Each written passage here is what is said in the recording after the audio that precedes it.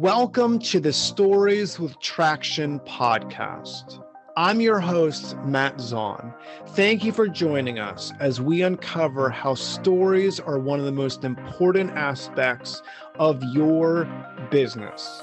We'll talk about struggles, victories, and how you can utilize strategic storytelling to inspire those around you to action. Enjoy this episode. Hello, today I am joined by Jude Sullivan, who is the CEO of The Fitness Pastor. Jude, thank you so much for being with us today. Yeah, Matt, thank you. Appreciate it. Absolutely. So I'm so glad that you're here. I'm very appreciative of your time. We're all busy, so I really value you taking time out of your schedule to talk with us today.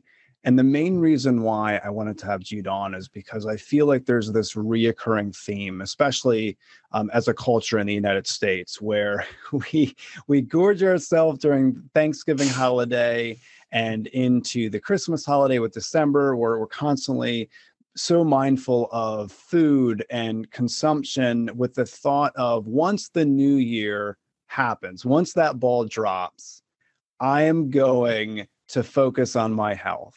And so many people, and I'm sure, Judy, you've seen this time and time again, so many people have a great first week of the year, and then they're back in their normal routine. And I can speak to that myself. That was a recurring theme for me for quite some time until I figured different things out along the way to help in that regard. And I'm excited to talk with you about just mindset and strategies and everything regarding how people can really focus on their health, not just for the first week of 2022, but really set a lifestyle. So I absolutely want to dive into that. Now, before we get there, I want to talk a little bit about your background, a little bit about your story in relation to getting into the health field. So can you just explain to listeners how you got into the health field, why you're passionate about good health? Yeah, absolutely. So again, thanks for the opportunity. I think this was, like you said, very timely, and hopefully we can motivate or at least inspire people to consider something beyond, like you said, the week or four, of January, and to embrace something as a lifestyle. So about me, just to give you the Cliff Notes version, when I was younger, I had a fascination with sports. I lived in a neighborhood where we played a lot of sports, and it was great. But then we moved to a location where there weren't the kids around anymore. And so I would play pretend football games by myself. I'd be the quarterback and the receiver, and, doing all that kind of stuff. Fun. Yeah, right. I'm always winning. But what also happened is, I wasn't playing as much, and I was becoming overweight. I earned some nicknames that weren't very flattering at that time, but I still loved to play sports. And as I grew into high school, my body matured, and I started excelling in sports, and that was great. But then high school ended, and I wasn't really 100% confident of what I wanted to do as a vocation in my life. And my dad was working with some companies at the time, and one of them was in the university here in Wisconsin. And he said, "Well, has your son ever heard of this new field?" This is like in 1984. This new field called exercise physiology, which at that time, that term wasn't really a buzzword like it is today.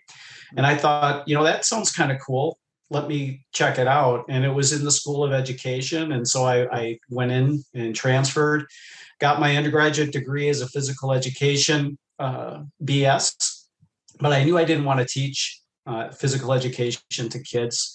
And I went to graduate school and got a master's degree in preventive cardiology, exercise physiology, so working with very sick patients. And as it so happens, as I was going through that time, my father became very ill.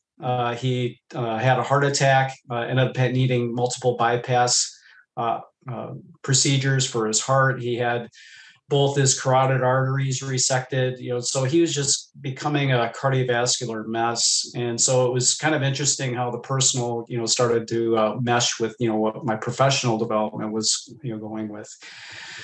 And so that's kind of how from an academic professional perspective, I grew into it. And then as I was growing through into the profession itself, my father, was being treated for various symptoms related to cardiovascular disease, but the disease continued to progress. He was becoming more and more sick. He ultimately developed a cancer, melanoma cancer. Oh, wow. And had one of his lesions removed from his back, and so he believed he was healed because his lesion was gone. But he would go back for checks, and one time he developed a urinary tract infection that was not going away despite treatments with antibiotics. And they said, well, let's just scan your kidneys. Maybe there's a kidney stone or something in there. And when they scanned his kidneys, they found 3 large tumors in his liver. And so at that point, as a melanoma patient, once it's in multiple organs, you're considered terminal. And he was given the option to go through some traditional chemotherapy and radiation treatment, which they acknowledged would not cure him, but could possibly shrink the size of his tumors. Which it did. He opted to go through that, but it didn't help his survivability, and he passed away at the age of 68, just a few months after his final chemo treatment. Wow. And that really had an impact on me. Those 2 things for my father and me working with patients. We kind of talk tongue in cheek about New Year's resolutions, but this is a pattern that we've come to live, like you said, in the West here, where we're totally giving over our power to our health to other people and really not taking ownership or embracing it for ourselves. So that made a big impact on me. I started, working in integrative health within our system, trying to look at alternative and complementary care methods that would complement, the Western approach to medicine. Still kind of felt a little bit unfulfilled because it's still this paradigm where you're required as the patient to acquiesce to everything that the professional expert is telling you, and there's less autonomy and more of kind of a unilateral, this is how we do it, do this or don't.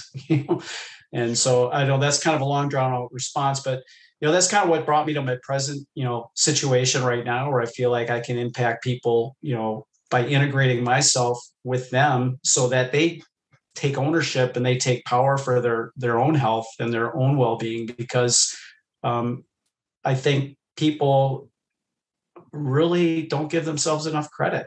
And hopefully I can help them realize that they've got it within them to be well, live a thriving life.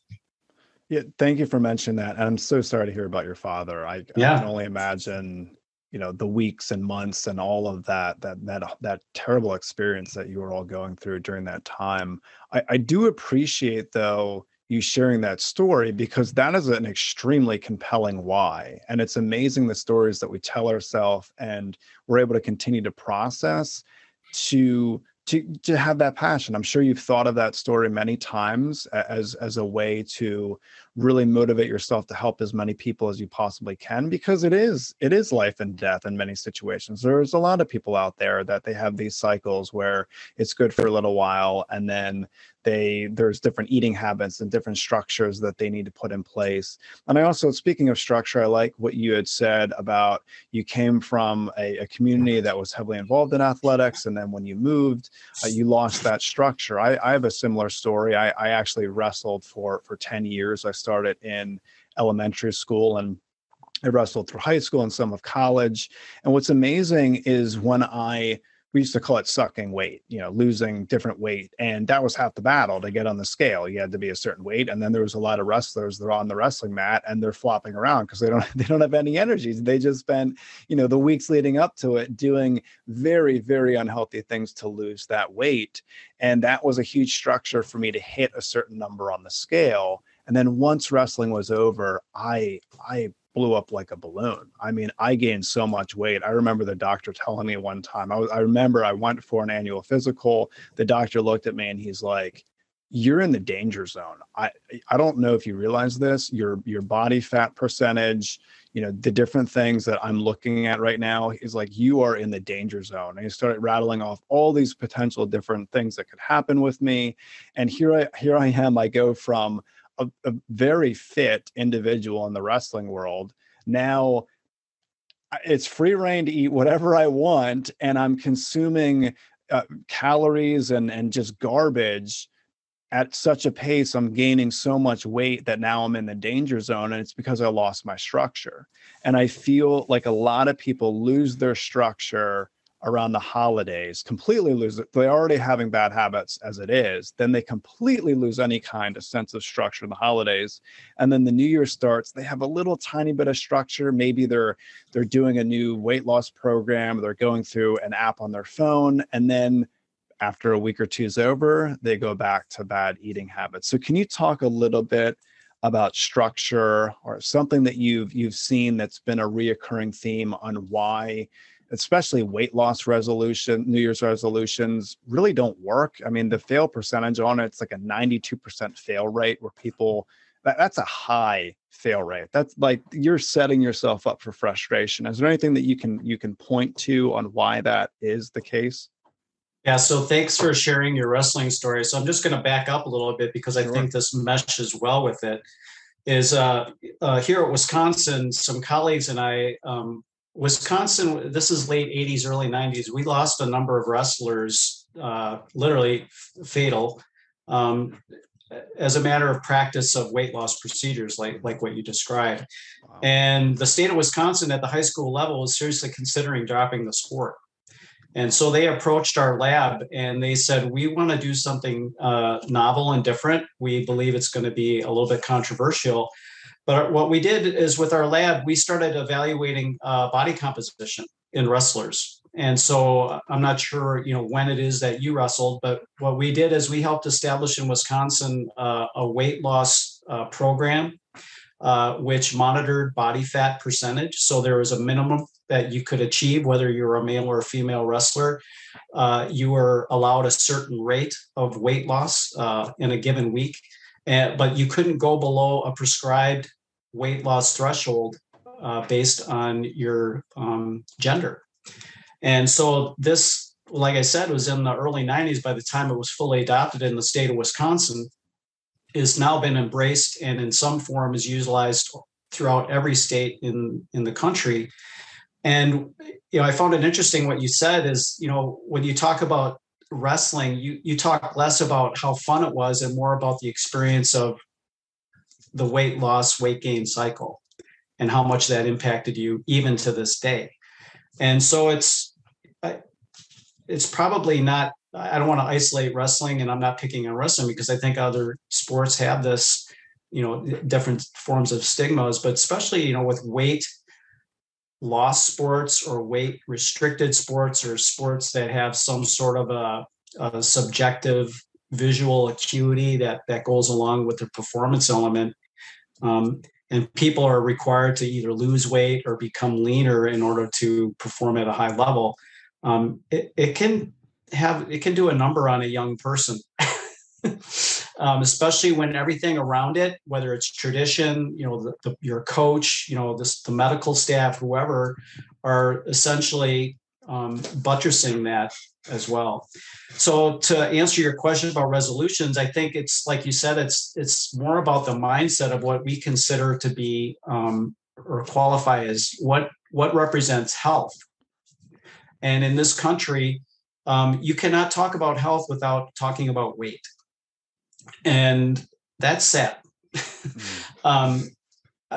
There are many ways to evaluate health. Weight is significantly correlated with a lot of disease patterns, but sometimes disease can remain in spite of changes in weight.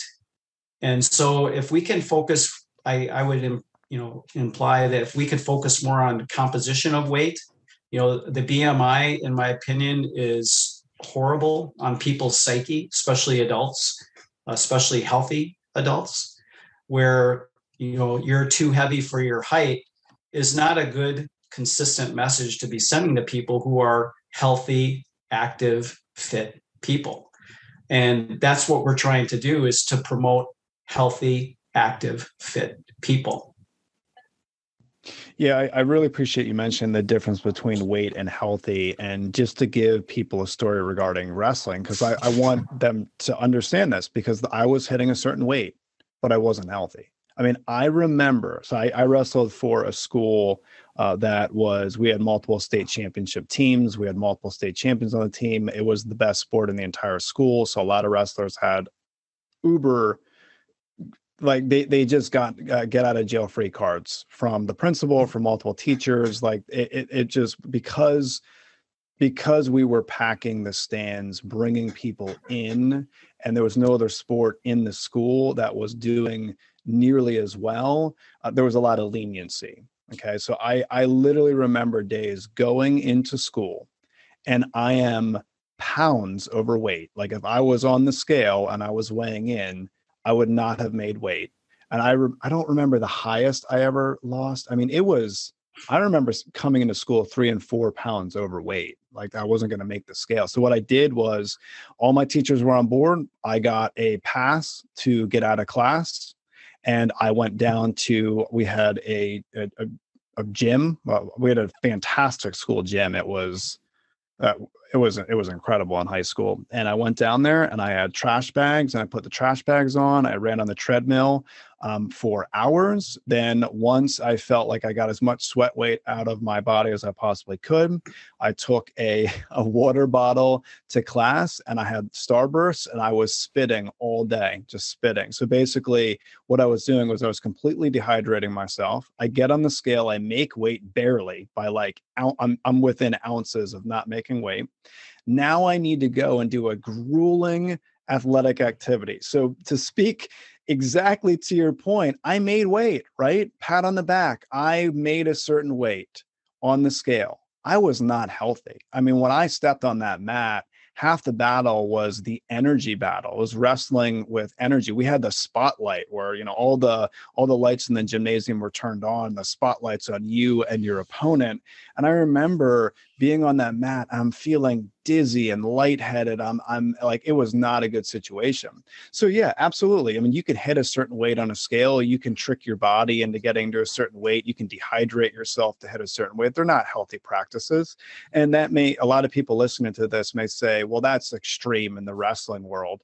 But people do it all the time, especially in the United States, where they're doing practices where they're trying to fit into a certain pant size, or they're trying to hit a weight on the scale, and they're not healthy. They're not focused on good health.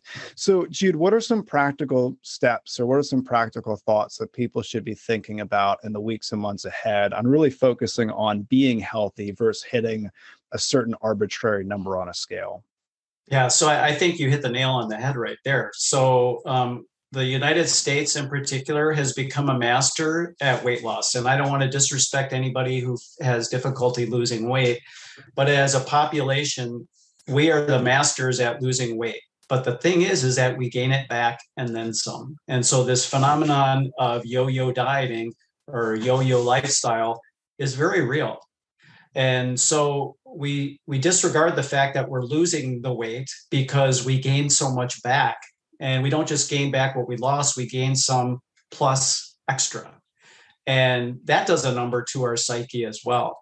So what I would suggest to people is a dose of honesty, self-honesty, literally looking yourself in the mirror and ask yourself the question, whatever I did to lose the weight, is this something that I am willing to continue for the next 3 to 5 years? Or if not willing, am I able to? People who are going through severe caloric restriction or strategies like what you described for yourself, which were not unheard of. I mean, that was like standard protocol in that sport, forever. And in many other weight controlled sports, just trying to make a weight. If you're trying to make up, like you said, a dress size, a pant size, a shirt size, or whatever strategies you're using, is that something that you can embrace as a lifestyle choice for the next 3 to 5 years? If you can't honestly look yourself in the eye and say yes, I would rethink why you're doing that. I mean, we all have goals. Like, I want to look better for my friend's funeral or my friend's wedding, or whatever the case, the event is. I get that, but we can't live a life like that where we're constantly riding the roller coaster. Where at some point, there becomes a breaking point. You cannot do it anymore. And so whether it be because of a physical thing, emotional attrition, whatever it is, we reach a breaking point and we literally give up. Yeah, no, that's a fantastic point. I'm thinking of Darren Hardy's book called The Compound Effect. And basically it's little tiny slivers, moderations. And back to your point of the lifestyle, it's not this big rah, I'm going to fight. And I think that's the mentality that a lot of people have. It's like, once the new year comes, I'm going to fight for this. I'm going to lose this weight. This is my year, rah, fight. And our subconscious mind can't compute what we're trying to do. Like, you can't go from never setting foot in a gym for the last 5 years to going to the gym 3 hours a day every day in 2022. It's not going to work. Your mind is we're not programmed at that level if that's what people are doing. And some of these goals that I see people throw out about losing 30, 40 pounds in X amount of time, it's just not sustainable, like you said. So I love taking a small, different slivers as far as that the lifestyle is concerned, and then also fun, right? Like, people, they view this as a fight, but if the mentality and the perspective changed, flopped a little bit more to the fun, I think more lifestyle things would happen. Like, for instance, especially being I was a football player and a wrestler, and there's a lot of different things that you do in those sports that aren't fun, right? There's different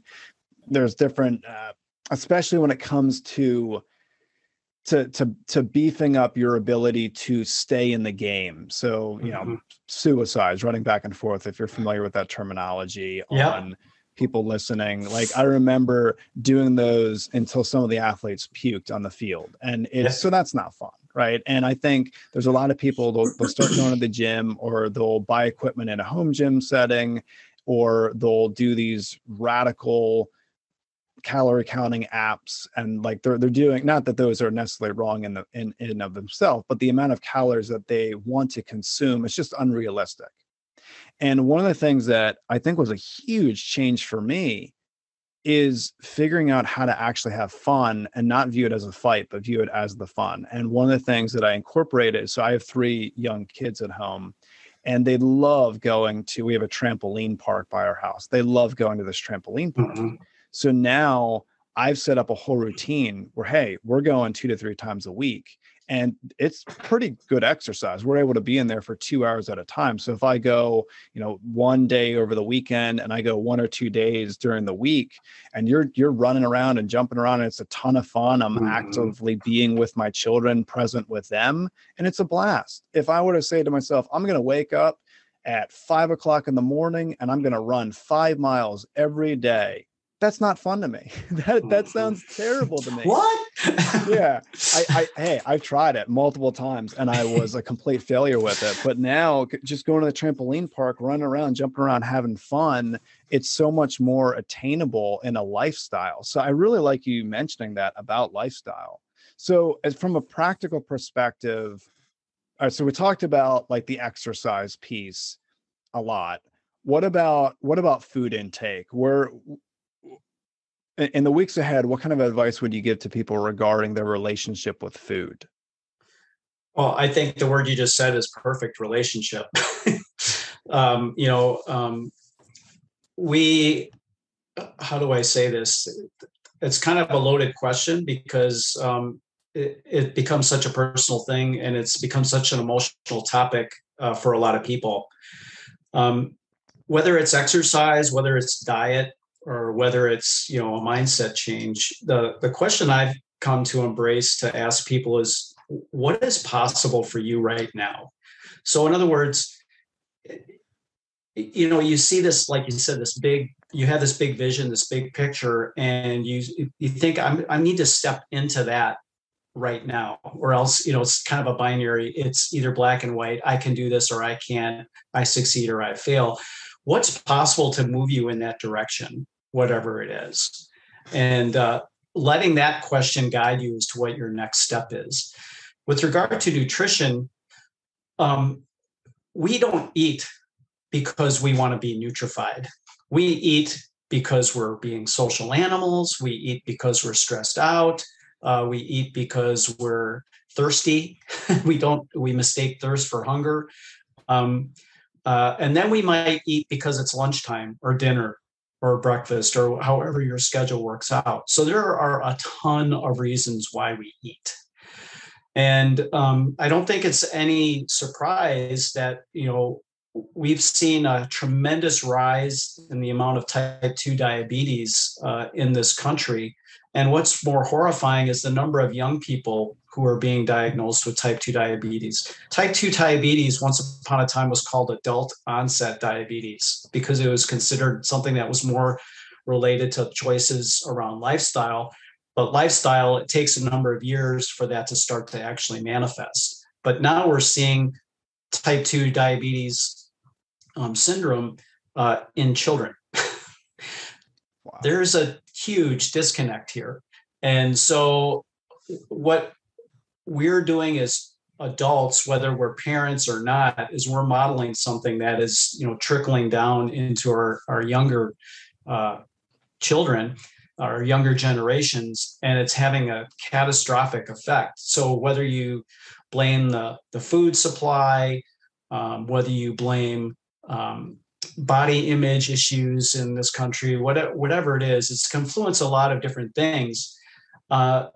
So I would say if you have identified something for you that you think could be a way to improve it, rather than going, stepping big into it, like what's possible to step into something that moves you in the right direction of health for you.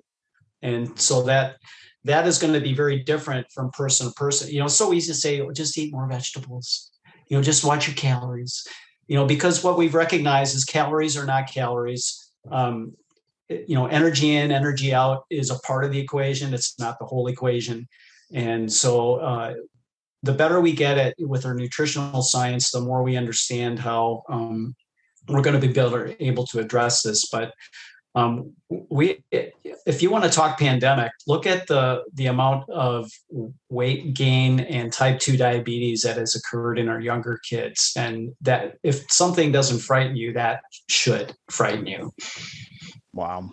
Yeah, I appreciate you mentioning that. Yeah, so there's so much to unpack with what you said. And I'm just thinking about everything that you're talking about and how it relates to a lot of people out there. There's a lot of stress going on. Like the last few months have been extremely stressful. And there's been change of plans. There's been family dynamic stuff, especially for people listening that have young children. And there's just a ton of uncertainty. And I know there have been multiple times where it's so stressful that I'll be standing in my kitchen and I'll just be eating. I'm going through like a bag of chips and I'm just eating because that is a pleasurable thing in the midst of a lot of stress. And before I know it, I'm looking down, I'm thinking I have to stop because there's a deeper issue there. It's not me, what you had said, focusing on nutrition and staying alive. It's me trying to fill my stress void, if you will, with food. So that it has a psychological element to it. And one of the things that I noticed, and I don't have any research studies to back this up, I'm just going off of my own personal experience. I eat way faster and I eat way more when I'm scrolling on my phone while I eat. So typically what ends up happening, because I work a lot now from home, I'm doing a lot more traveling, but I primarily work from home, is when I'm eating breakfast or lunch, I'm scrolling on my phone, going through emails, reading different news pieces while I'm eating. And I'm especially when I'm reading different news pieces, a lot of the news right now is stressful anyway. So now it's triggering me to be even more stressed out. So I'm eating more and I'm eating faster, and my brain and my body isn't computing the level of food that I'm eating. So back to your point about just making lifestyle changes, I literally put my phone away while I eat and I focus on eating. One of the things people say all the time when they get back from vacation is it was too quick. Oh, I wish I had a couple more days. It was too quick. And I feel like we eat so quick as a society. I'm trying to tweak going from eating quick just from a stress perspective to actually enjoying the food that I eat. I know it sounds so elementary, but one of the things that I've really been trying to do myself as well as prep my family with is like, all right, when you have a meal in front of you, chew longer. I know it sounds so, I mean, not to you, it probably doesn't sound weird to you, Jude, but just chew longer, enjoy the food. Just, you don't have to rush through it. And then by the time you rush through it, 10 minutes later, you're going to have a massive bellyache anyway, because you ate too much. So I feel like little tiny variations of just putting my phone away and focusing on the enjoyable aspect of it, not just rushing through. No one wants to rush through a vacation. They want to take their time and enjoy it and relax. So really looking at it from that perspective. So I don't know if you have anything else to add to that, but I thought I was fascinated that the more I recognized it, I eat less and I eat a lot slower when I don't have a screen in front of me. Yeah, Matt, I think that's brilliant. And the fact that you're modeling it in front of your children, you can't, that is priceless. You know, to say something as a parent, we're both parents, to say something versus to say and then do it, it just changes the message entirely.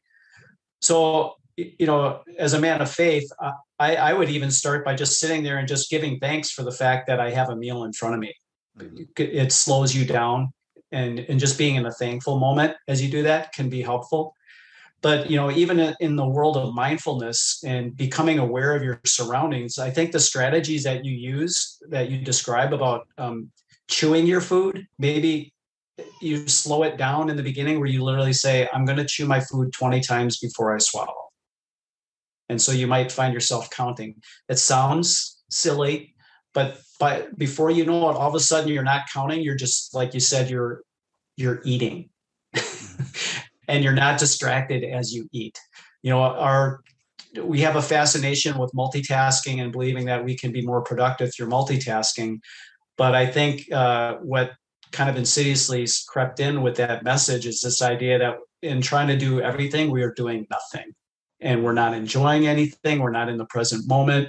I can't even enjoy, you know, a conversation. Like if I was on my device and trying to have this interview with you, I'm distracted. It's disrespectful to you.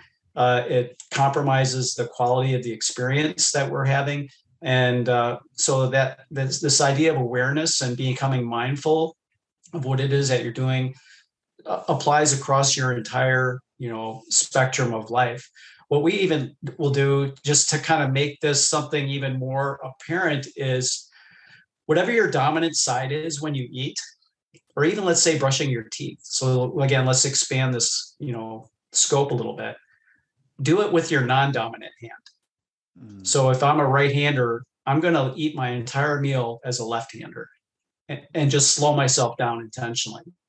And what comes up in the middle of that? And same thing when I'm brushing my teeth. So I'm not brushing my teeth thinking, you know, putting my to-do list out there, or I'm eating and just shoveling it into my mouth. And like you said, I was like, oh my gosh, my stomach hurts. I don't realize how much I ate. Is you all of a sudden you realize your body communicates with you all the time. It's constantly giving you signals, but we distract ourselves away from being in our bodies. And going back to the weight loss concept, I think that's the other big thing, is that we expect exercise or a nutrition plan, something that comes from the outside into us, is going to change us. And I think where we're really coming to in this conversation is a reality that it has to come from within and work its way out. How do you get into your body? People who feel like they're overweight or unhealthy, they don't want to be in their body.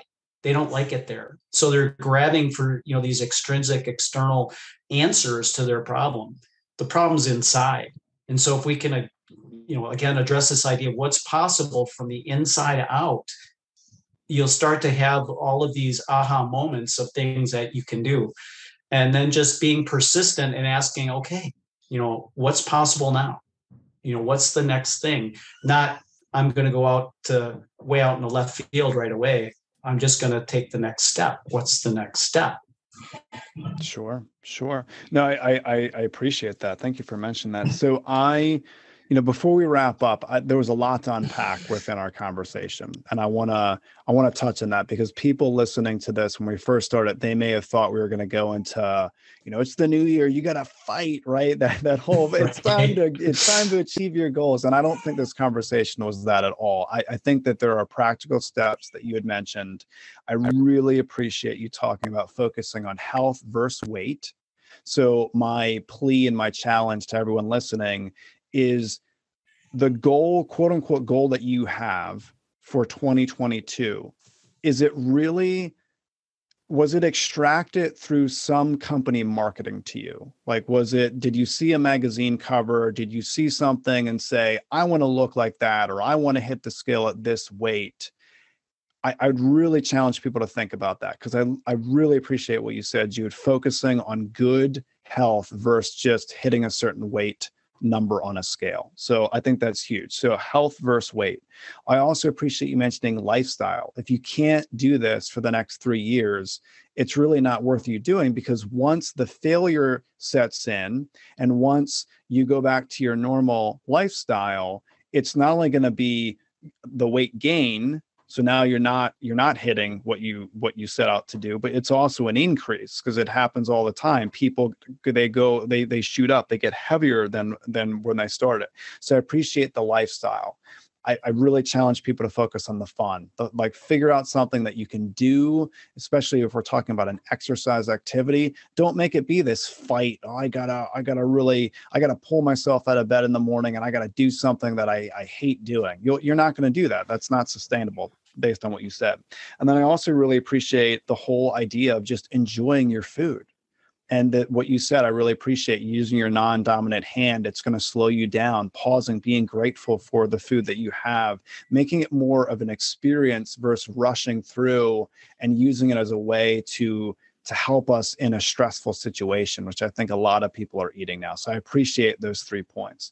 So Jude, as we wrap up, I want people to really get maximum benefits out of this conversation. So is there any way that they could reach out to you? If so, what's the best place that they can find you at? I'd say right now the best way is to reach out to me at LinkedIn, so you can, search me by my name, Jude Sullivan. You can reach out to me by my email address, 44heyjude@gmail.com, and just ask me a question. And, if I can help, I'll tell you I can. If I can't, I'll tell you I can't. I'm it's not a pride thing. I think you really hit on a lot of good things, and I appreciate your interview style and how open you are, and how your seeking has not just been a matter of seeking, but your application, your story of the way of being active with your kids is just amazing, and how you also apply these principles, in what happens at the dinner table. The best thing that we do is going to be the thing that we do.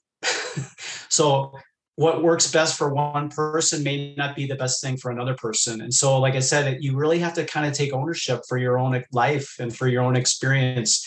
It might help to hear some other person's story to get you started, but don't follow their path. Absolutely. You let that be the kind of like the domino that maybe starts the chain reaction for you. And then, it's going to be your story that's going to unfold in front of you. It's not going to be your story, wrapped in the blanket of somebody else's experience. So just let yourself figure things out and be okay. The mistakes will happen. There will be setbacks. There will be adversity. That always happens. We're not painting a pie in the sky idea, but I do believe that an approach like this is a little bit more reasonable. I love to work hard. Don't get me wrong. I love to get my butt kicked periodically, but that's not the mandate for the experience every single time. We just need to move more. We need to, consume, what I would say is a healthy meal, typically shared with good company, those kinds of things. Even the workout experience shared with good company seems to help, the long-term success with it. So just thinking about, the community elements, that can be really beneficial, especially in those moments. I live in Wisconsin in the winter, there's not a lot of people outside. It's to be outside with other people, you gotta like to be outside. And if you're not, how are you you finding community, and that's really important right now as well. Sure. No, I think that's very valid advice and very wise. So thank you so much for sharing that. And also thank you so much for your time today. I think we unpacked a lot of stuff. So thank you so much. I appreciate it. I'm sure everyone listening appreciates it. Thank you, Matt. This has been great. Thank you for listening to the Stories with Traction podcast. If you have a story that you would like to share, feel free to drop an email to matt@mattzahn.com with the subject line Stories with Traction. Also, feel free to connect with me on LinkedIn, where I share tons of resources on how you can be a better storyteller. Remember, if you want to persuade with power and inspire those around you to action, you must share more stories.